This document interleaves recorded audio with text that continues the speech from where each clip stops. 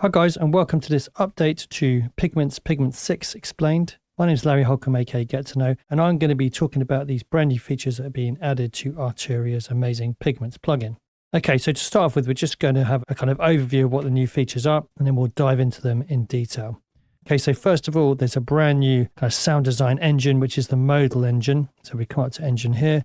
You'll see there's now an additional modal engine. So that's going to use physical modeling to generate sounds based on kind of resonating objects. So it's a little bit like the sculpture plugin in Logic if people are used to using Logic.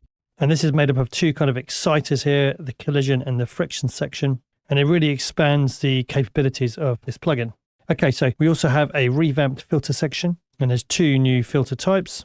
We have this cluster filter here, and then there's also now a lo-fi setting too. Now, this is kind of looks a bit different. It's been redesigned. And in addition as well, the multi-mode filter is now called this classic mode. And we have both digital and analog versions as well here. So we can add in some kind of old school analog warmth.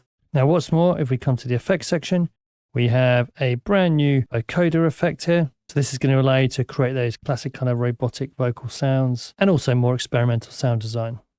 Now, in addition, in the random tab here, we have some new modulation sources.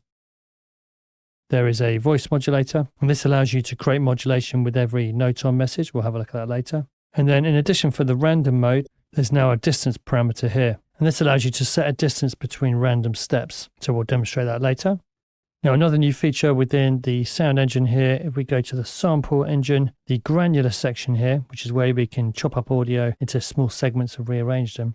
This now has a scan knob. So it allows you to change the position of a moving playhead across the stream of grains. So that's another new feature. If we head down to here, within this combinate section, we now have an envelope follower. And this is going to let you take the signal from different sources here, including an audio input here, and use that as a modulation source essentially. Now, as you'd expect with there being new sound engine options, etc., there's going to be some new presets as well. And the preset browser has also been updated, and you can get machine learning within the plugin to select similar presets.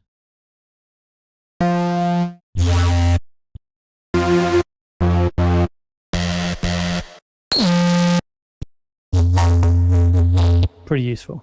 So there's 100 new factory presets, as I said. There's also 53 new wavetables and 97 new samples, alongside all those other updated features that I mentioned. So that's just an overview of what's new in Pigments 6, and we're going to carry on and dive into this in more detail in the next few videos. So just to recap, we have the new modal physical modeling engine here, which is a big new updated feature.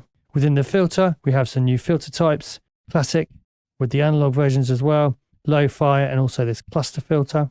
The way you can select filters has also been streamlined as well.